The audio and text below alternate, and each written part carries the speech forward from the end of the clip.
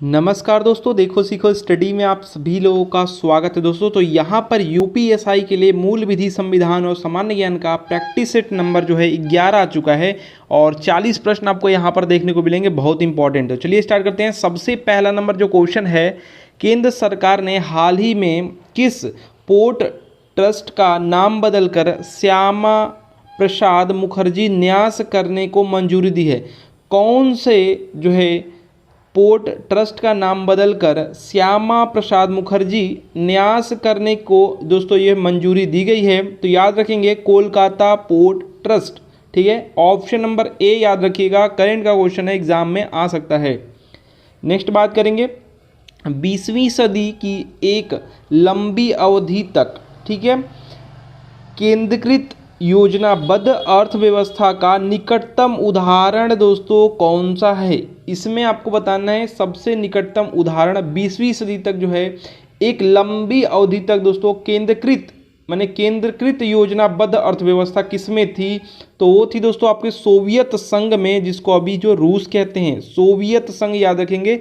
सी यहाँ पर बिल्कुल ही रेड आंसर हो जाएगा।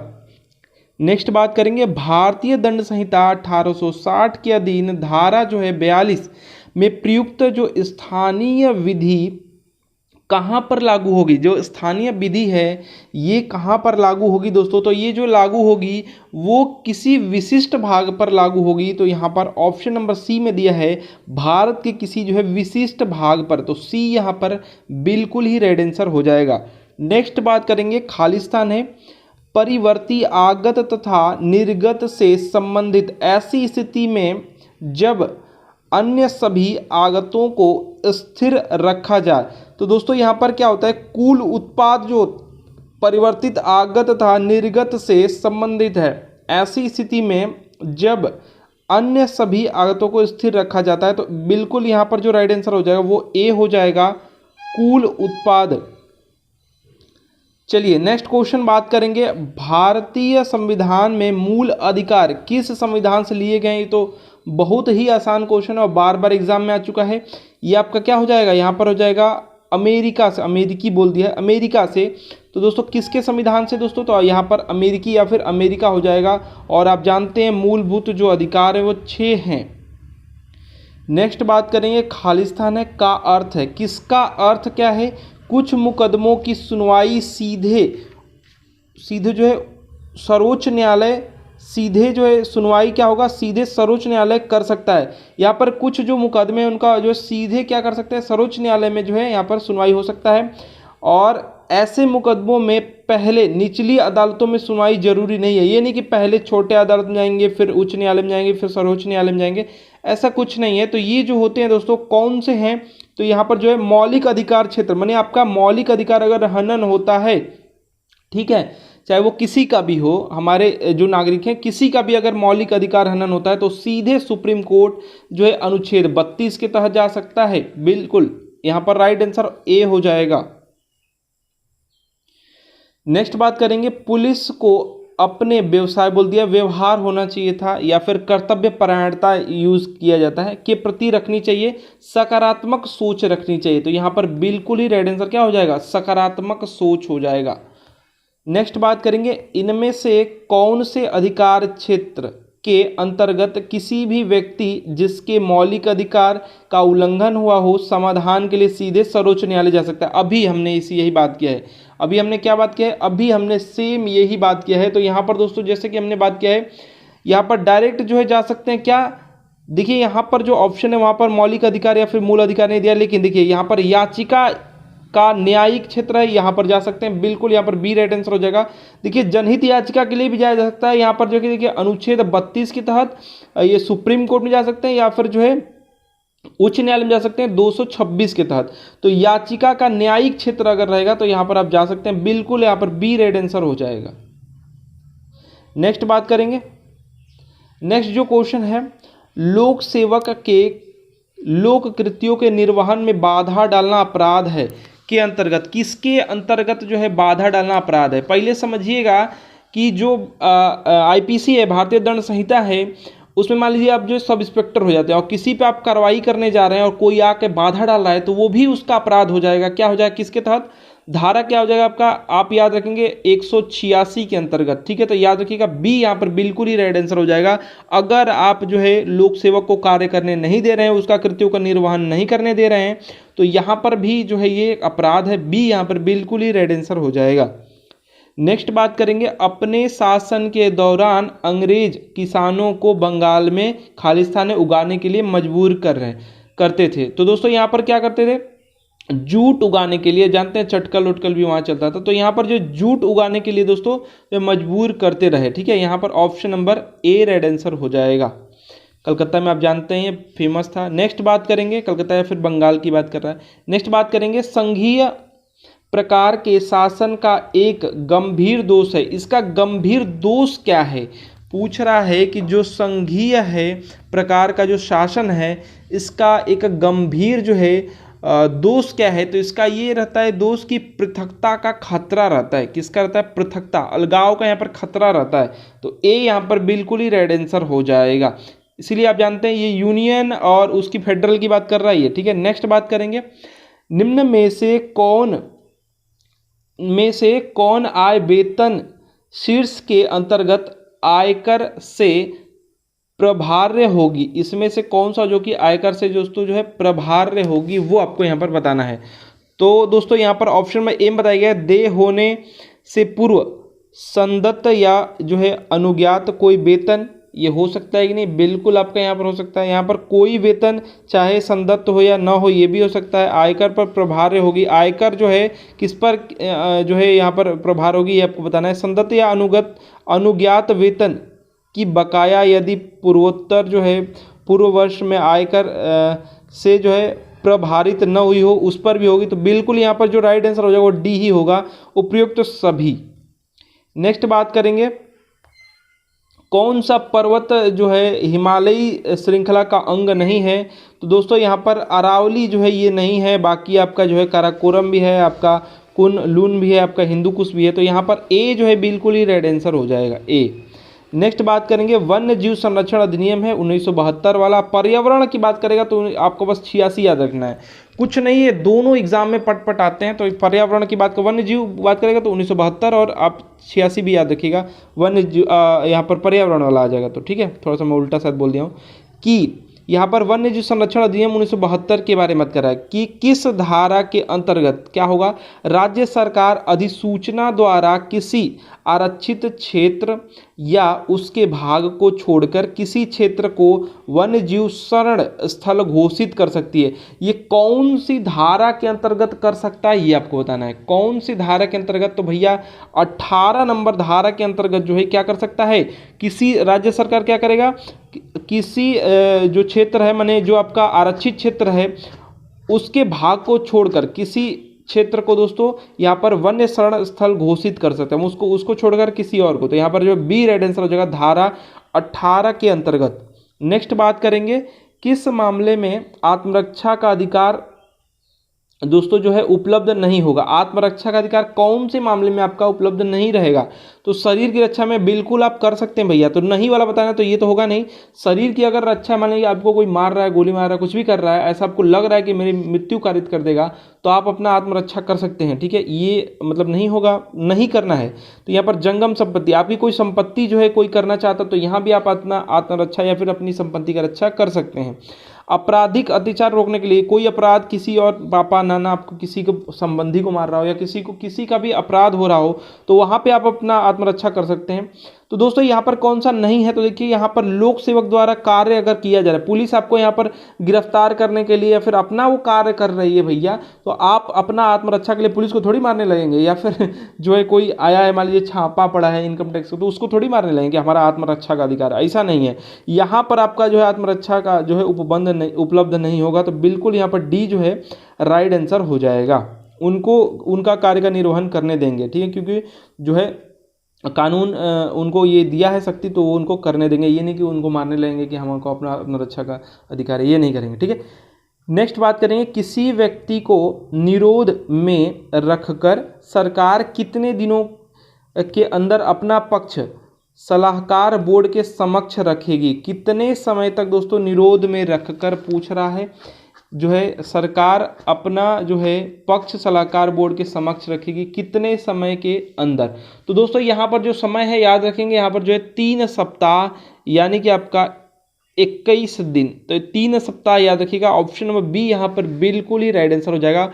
और राष्ट्रीय सुरक्षा अधिनियम जो है 1980 के अंतर्गत ये है, याद रखेंगे, ठीक है। और ये धारा नंबर जो है वो धारा नंबर जो है ये आपका 10 के अंतर्गत ये सभी चीज़ें आती हैं, तो 3 सप्ताह तक रख सकती है, ठीक है। राष्ट्रीय सुरक्षा अधिनियम याद रखिएगा 1980, कई बार एग्जाम में आ चुका है। नेक्स्ट बात करेंगे, आपके थाने में कई कांस्टेबल माने सिपाही जो हैं अल्पसंख्यक हैं, माने कुछ ऐसे समाज से आते हैं जिनकी संख्या बहुत कम है, उनके प्रति आपका व्यवहार क्या होगा, तो कैसा आप व्यवहार करेंगे। मान लीजिए सब इंस्पेक्टर बन जाते हैं, थाना इंचार्ज बन जाते हैं, चौकी इंचार्ज बन जाते हैं, तो आपके थाने में जो अल्पसंख्यक हैं कुछ कांस्टेबल, तो उनके साथ कैसा व्यवहार करेंगे, तो जैसा सबके साथ करते हैं वैसा ही करेंगे, क्योंकि आप अच्छे इंसान हैं। तो यहाँ पर क्या होगा, ए राइट आंसर होगा, सदैव सामान्य व्यवहार करेंगे, ठीक है। ए यहाँ पर बिल्कुल ही राइट आंसर इसके लिए हो जाएगा। नेक्स्ट बात करेंगे, खालिस्तान है को भूमि अभिलेखों के प्रबंधन के आधुनिकीकरण, भूमि संपत्ति विवाद की गुंजाइश को कम करने, भूमि अभिलेखों की रखरखाव प्रणाली में पारदर्शिता बढ़ाने के उद्देश्य से क्या है, अगस्त 2008 में भारत सरकार द्वारा शुरू किया गया। कौन सा शुरू किया गया, किसके लिए भैया, जो भी भूमि अभिलेख हैं इनके प्रबंधन का आधुनिकीकरण करने के लिए, संपत्ति विवाद की गुंजाइश को कम करने के लिए, भू अभिलेखों का रखरखाव की प्रणाली में पारदर्शिता लाने के लिए ये क्या किया गया है, याद रखेंगे आपका जो है 2008 जो है अगस्त में भारत सरकार द्वारा शुरू किया गया है।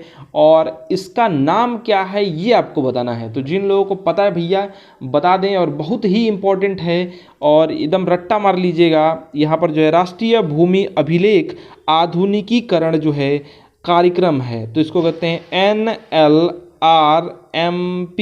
तो यहाँ पर दोस्तों याद हो जाएगा ऑप्शन नंबर डी, राष्ट्रीय भूमि अभिलेख आधुनिकीकरण कार्यक्रम प्रोग्राम, डी बिल्कुल ही राइट आंसर हो जाएगा। 2008 याद रखेंगे अगस्त में। नेक्स्ट बात करेंगे, राज्यसभा के सदस्य का निर्वाचन कितनी अवधि के लिए होता है। राज्यसभा के जो सदस्य हैं इनका निर्वाचन 6 वर्ष के लिए होता है। और आप जैसा कि जानते हैं कि क्या होता है, उसमें कुछ चीज़ें हैं, क्या हैं, इनकी अधिकतम संख्या, ये सब पॉइंट्स हैं, एग्ज़ाम में आ सकता है 250 रहेगा, जिसमें से आपके 12 जो हैं आपके कितने राष्ट्रपति द्वारा जो मनोनीत होते हैं, और यहाँ पर 238 होते हैं वो आपके केंद्र शासित प्रदेश और राज्यों से आते हैं। और यहाँ पर एक और पॉइंट इसके लिए बहुत इंपॉर्टेंट है, प्रत्येक 2 वर्ष में जो है 1/3 जो सदस्य हैं वो सेवानिवृत्त हो जाते हैं। ऐसा अब तो कुछ है नहीं, बिल्कुल यहाँ पर जो डी राइट आंसर हो जाएगा, इससे इतने सारे क्वेश्चन बन जाते हैं। नेक्स्ट बात करेंगे, भ्रष्टाचार निवारण अधिनियम की बात कर रहा है के अंतर्गत जो है विशेष न्यायाधीश के रूप में नियुक्त होने के लिए पात्र व्यक्ति जो है विशेष न्यायाधीश बनने के लिए कौन होगा, ये यहाँ पर पूछा जा रहा है। तो दोस्तों कौन बन सकता है, तो जो है भ्रष्टाचार निवारण अधिनियम की जो धारा है वो 3 के 2 के तहत कौन बन सकता है, तो यहाँ पर जो है जो दंड प्रक्रिया संहिता के अधीन सेशन न्यायालय का जो है न्यायाधीश रह चुका हो, बिल्कुल जो दंड प्रक्रिया संहिता ने CRPC की बात कर रही है के अधीन अपर सेशन न्यायालय का जो है न्यायाधीश रह चुका है, ये भी हो सकता है। और यहाँ पर जो दिखाई दे रहा है वो डी ही होने की संभावना, डी यहाँ पर बिल्कुल राइट आंसर है। जो दंड प्रक्रिया संहिता के अधीन सहायक न्यायाधीश रह चुका हो, तो यहाँ पर बिल्कुल ही डी राइट आंसर यहाँ पर हो जाएगा। चलिए नेक्स्ट बात करेंगे, फिनलैंड में जो है भारत का नया राजदूत हाल ही में नियुक्त किया गया है, तो याद रखेंगे Ravish Kumar, option number B, वो दूसरे रवीश कुमार है भैया, ठीक है। नेक्स्ट बात करेंगे, खालिस्तान के नेतृत्व में मंगोलों ने 1219 में क्या किया, उत्तर पूर्वी ईरान में दोस्तों जो है ट्रांस ऑक्सासियाना पर दोस्तों हमला कर दिया। थोड़ा सा ये नाम अजीब सा है, हमला किया तो किसके दोस्तों नेतृत्व में, तो चंगेज़ खां, याद रखिएगा मंगोल है भैया। ऑप्शन नंबर यहाँ पर डी हो जाएगा, काफ़ी खुखार था ये, ऑप्शन नंबर डी यहाँ पर बिल्कुल ही रेड आंसर हो जाएगा। उत्तर पूर्वी जो ईरान है यहाँ पर जो है हमला कर दिया था 19 में।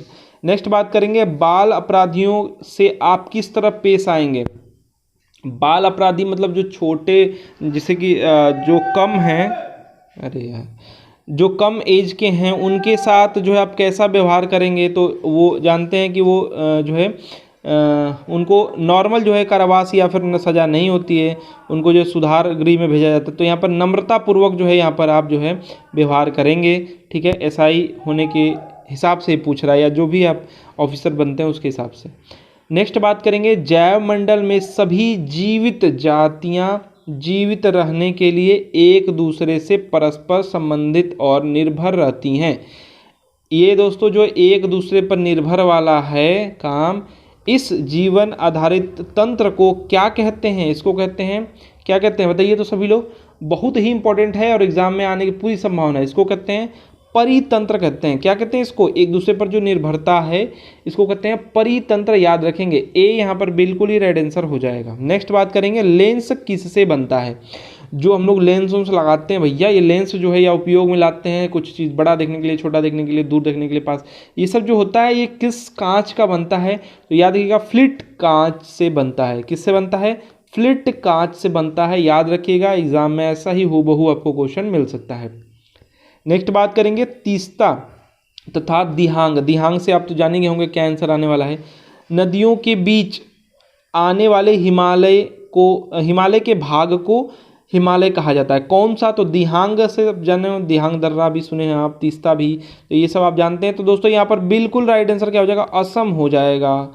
असम यहाँ पर हो जाएगा। ऐसा ही आप जो है उससे जानते हैं, क्या कहते हैं, अभ्यारण्य से जानते हैं। तो दोस्तों यहाँ पर जो है सी राइट आंसर हो जाएगा, असम। असम हिमालय कहते हैं। नेक्स्ट बात करेंगे, हमारे संविधान में निदेशक सिद्धांत जो हैं ये क्या हैं आपको बताना है। तो कानूनी न्यायालयों द्वारा परिवर्तनीय है नहीं, अपरिवर्तनीय या फिर परिवर्तनीय नहीं है, ये कहेंगे। तो अर्ध परिवर्तनीय तो काट देंगे।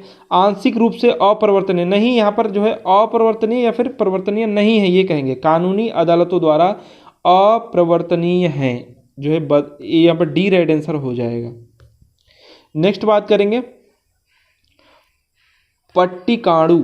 पट्टिकाणु मतलब ये प्लेटलेट्स की बात कर रहे हैं। का दूसरा नाम क्या है? प्लेटलेट्स का दूसरा नाम आपको बताना है, और बहुत ही इंपॉर्टेंट क्वेश्चन है, आप लोग को जानना भी चाहिए। इसका नाम है थ्रोम्बोसाइट्स। क्या कहते हैं? थ्रोम्बोसाइट्स कहते हैं। और प्लेटलेट्स को बढ़ाइए भैया, यहाँ पर इस समय कोरोना और बाकी चीज़ें चल रही हैं, प्लेटलेट्स जो है आपके में ज़्यादा रहेंगे तो डेंगू मलेरिया इत्यादि दूर रहेंगे आपसे। ये काफ़ी जो है लड़ने में शरीर की सहायता करते हैं। नेक्स्ट बात करेंगे, जीडी तथा सीडी के प्रत्येक पृष्ठ पर किसके कार्यालय की मोहर लगी होती है? जीडी जो होती है भैया पुलिस की बात कर रहे हैं, सीडी और जो होता है, और इसके प्रत्येक पृष्ठ पर जो है कार्यालय की मोहर लगती है। तो किसके कार्यालय की मोहर लगती है ये आपको बताना है। तो ये जो मोहर लगता है भैया पुलिस अधीक्षक का लगता है। किसका लगता है? पुलिस अधीक्षक का लगता है। और जानते हैं रिकॉर्ड एसआई बनेंगे ना, तो ये जीडी के हिसाब से ये रिकॉर्ड मेंटेन होता है, आपका जीडी खराब ना हो, ये इस पर आप ध्यान देंगे। तो बिल्कुल यहाँ पर ए राइट आंसर हो जाएगा। नेक्स्ट बात करेंगे, तने में प्रोटोजाइलम केंद्र की ओर तथा मेटाजाइलम जो है परिधि की ओर होते हैं। इस प्रकार जाइलम को कहते हैं। इस प्रकार के जो जाइलम हैं इनको क्या कहते हैं? तो जिन लोगों को पता है भैया तुरंत ही आंसर देंगे। इस प्रकार के जाइलम को क्या कहते हैं? तो कहते हैं मध्यादिदारुक जाइलम। ऑप्शन नंबर डी हो जाएगा, मध्यादिदारुक कहते हैं इसको। डी यहाँ पर बिल्कुल ही राइट आंसर हो जाएगा। बोल रहा है तने में प्रोटोजाइलम, एक क्वेश्चन याद रखेंगे केंद्र की ओर, क्योंकि इससे भी रिलेटेड क्वेश्चन आ जाएगा, तथा मेटाजाइलम जो है परिधि की ओर। इस प्रकार के जाइलम को दोस्तों क्या कहते हैं? मध्यादिदारुक। नेक्स्ट बात करेंगे, संविधान की जो प्रस्तावना है, प्रियम्बल है, में भारत को निम्नलिखित में से किस रूप में घोषित किया गया है? तो आप जानते हैं, एक प्रभु सत्ता संपन्न समाजवादी पंथ निरपेक्ष लोकतांत्रिक गणराज्य। तो संप्रभु सत्ता संपन्न या फिर संप्रभु भी आ जाएगा, प्रभु सत्ता संपन्न भी, तो एक ही चीज़ है। बिल्कुल यहाँ पर सी राइट आंसर हो जाएगा। और बताने की ज़रूरत नहीं है कौन सा संविधान संशोधन है और कब का ये है, आप जानते हैं दोस्तों, यहाँ पर सी राइट आंसर हो जाएगा। नेक्स्ट बात करेंगे, खालिस्तान है दूसरा सबसे बड़ा प्राणी जगत है, इसमें से कौन सा है जो कि दूसरा सबसे बड़ा जो है प्राणी जगत है? जिन लोगों को पता है बताएंगे जल्दी से। तो दोस्तों है, इसका नाम है मोलस्क। मोलस्क जो है ये दूसरा सबसे बड़ा प्राणी जगत है, ए यहाँ पर बिल्कुल राइट आंसर। नेक्स्ट बात करेंगे, भारत में सबसे पहले तोप खाने का प्रयोग किया था, किसने किया था? दोस्तों आप जानते हैं कि बाबर ने किया था, और हमारे जो देश में प्रचलित थी लड़ाई घोड़े हाथियों वाली, उसको ये पलट देता था, इतने तोप चलाता था कि हाथी घोड़े डाइवर्ट हो जाते थे। तो यहाँ पर बिल्कुल राइट आंसर क्या हो जाएगा? डी हो जाएगा। और इसको कलंदर की उपाधि मिल चुकी है, 5 बार ये आक्रमण किया है, ठीक है। तो ये इसमें पूरा कारण हम लोग की फूट रही, डी यहाँ पर बिल्कुल राइट आंसर हो जाएगा। नेक्स्ट बात करेंगे, arms police centre Uttar Pradesh के किस जिले में स्थित है? तो आर्म्स पुलिस सेंटर जो है भैया ये सीतापुर में स्थित है, याद रखेंगे। Arms police centre Uttar Pradesh के सीतापुर में, और जानते हैं एसआई की ट्रेनिंग भी यहाँ होती है भैया, तो ये भी याद रखेंगे। नेक्स्ट बात करेंगे, गुणात्मक रूप में किसी वस्तु के विरामावस्था में रहने या समान वेग में गतिशील रहने की प्रवृत्ति को क्या कहते हैं? अब देखिए, आप जड़त्व का अगर आप पढ़े हैं नियम, या फिर जड़त्व का आप जानते हैं क्या कहते हैं उसको, परिभाषा, तो उसमें क्या कहा गया है? कोई वस्तु गतिमान है तो गतिमान ही रहेगा, वेग बदलेगा नहीं बार बार, मतलब समान गति से चलिए तो चलता ही रहना चाहिए। या फिर विरामावस्था में तो विरामावस्था में ही खड़ी रहेगी, मतलब आगे बढ़ना या नहीं होना चाहिए। तो इस जो इसकी प्रक्रिया या फिर ये गुण जो है इसको कहते हैं जड़त्व का नियम। तो डी यहाँ पर बिल्कुल ही राइट आंसर हो जाएगा, जब तक कि कोई इस पर जो है बाहरी बल नहीं लगता है, ये पूरा नियम है, याद रखिएगा। डी यहाँ पर बिल्कुल ही राइट आंसर हो जाएगा। नेक्स्ट बात करेंगे, सरल लोलक द्वारा एक दोलन को, लोलक मतलब यहाँ पर बांध देंगे, इसको हिला देंगे, तो पेंडुलम जानते हैं ना। तो यहाँ पर जो है एक बार जब यहाँ से होते हुए फिर जब यहाँ आएगा, ये प्रक्रिया जो है यहाँ पर बीच में है ना, तो ऐसे ऐसे करके जब ये एक चक्कर पूरा करेगा, इसी की बात हो रही है। एक जो है सरल लोलक द्वारा एक दोलन को पूरा करने में जितना समय लगता है उस सरल लोलक को क्या कहते हैं? तो उसको कहते हैं, जो उस सरल लोलक का आवर्तकाल, उसको क्या कहते हैं? उस सरल लोलक का कहते हैं आवर्तकाल। तो यहाँ पर ऑप्शन नंबर जो है सी हो जाएगा। क्या हो जाएगा भैया? यहाँ पर जो है सी हो जाएगा। काफ़ी इम्पोर्टेंट क्वेश्चन ये है और समझना है थोड़ा सा। नेक्स्ट बात करेंगे, दहेज प्रतिषेध अधिनियम के अंतर्गत अपराधों का संज्ञान कौन कर सकता है? अपराधों का जो संज्ञान है वो कौन कर सकता है, ये आपको बताना है। कोई मजिस्ट्रेट कर सकता है, अपराधों का जो संज्ञान है वो कौन कौन कर सकता है? कोई मजिस्ट्रेट कर सकता है, या द्वितीय श्रेणी का मजिस्ट्रेट कर सकता है, या फिर प्रथम श्रेणी का न्यायिक मजिस्ट्रेट या महानगर मजिस्ट्रेट कर सकता है। बिल्कुल यहाँ पर सी राइट आंसर हो जाएगा। दहेज प्रतिषेध अधिनियम के अंतर्गत अपराधों का संज्ञान कौन कर सकता है? प्रथम श्रेणी का न्यायिक मजिस्ट्रेट या फिर महानगर जो है मजिस्ट्रेट कर सकता है। तो यहाँ पर जो राइट आंसर क्या हो जाएगा? सी यहाँ पर बिल्कुल ही राइट आंसर हो जाएगा। नेक्स्ट बात करेंगे, निम्नलिखित में से किस प्रचालन प्रणाली यानी ऑपरेटिंग सिस्टम की बात हो रही है में टीच टेक्सस एक जो है टेक्स्ट जो है संपादक है। टीच टेक्स्ट जो है एक टेक्स्ट संपादक है, कौन सा इनमें से है? तो याद रखेंगे इसमें से कौन सा जो है एक जो है आपको बताना है कौन सा ऑपरेटिंग सिस्टम है जिसमें क्या हो रहा है? टीच टेक्स्ट एक जो है टेक्स्ट संपादक है। तो ये दोस्तों जो है एप्पल के द्वारा बनाया गया है, और याद रखेंगे इसका नाम है मैकिनटोश जो है ये एप्पल के द्वारा बनाया गया है, और एग्जाम में ये भी आ सकता है कि किसके द्वारा है। तो एप्पल का ये ऑपरेटिंग सिस्टम है, इसमें क्या हो, टीच टेक्स्ट एक जो है टेक्स्ट संपादक है। डी यहाँ पर बिल्कुल ही राइट आंसर हो जाएगा, मैकिनटोश। नेक्स्ट बात करेंगे, निम्नलिखित में से कौन सा संयुक्त राष्ट्र का अंग नहीं है? संयुक्त राष्ट्र का अंग 6 यहाँ पर है, कौन सा नहीं है? तो हाउस ऑफ कॉमन्स जो है ये भैया क्या है? ये ब्रिटेन का भैया क्या है? निम्न सदन है, ये ब्रिटेन का निम्न है सदन, और ये नहीं है, यही यहाँ पर राइट आंसर हो जाएगा डी।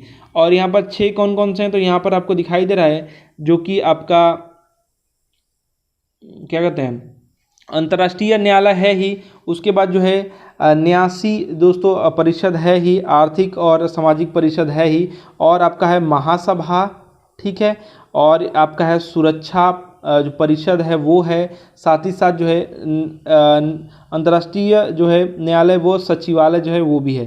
तो यहाँ पर दोस्तों जो ये तीनों हैं, साथ साथ और भी हैं। ये नहीं है पूछा तो ये ब्रिटेन का निम्न सदन है, डी यहाँ पर बिल्कुल ही राइट आंसर हो जाएगा। नेक्स्ट बात करेंगे, धातु सोडियम ऑक्साइड से अभिक्रिया करके उत्पन्न करती है। तो क्षार का है ये, और क्या करेगा यहाँ पर हाइड्रोजन गैस जो है उत्पन्न करेगा होती है। तो यहाँ पर बिल्कुल ही डी राइट आंसर हो जाएगा, हाइड्रोजन गैस। एक सेकेंड, और ये रहा आपका 40वां क्वेश्चन, ये था लास्ट क्वेश्चन ये था। आशा करते हैं दोस्तों कि आपको प्रैक्टिस सेट पसंद आओगा। अधिक से अधिक वीडियो को लाइक कीजिए, शेयर कीजिए, और ऐसे ही प्रैक्टिस सेट जो है ज़्यादा से ज़्यादा सॉल्व कीजिए। और पाने के लिए हमारे चैनल को सब्सक्राइब करके बेल आइकन को जरूर ऑन कर लीजिए। हमारा वीडियो देखने के लिए आप सभी लोगों का बहुत बहुत धन्यवाद। Like and share.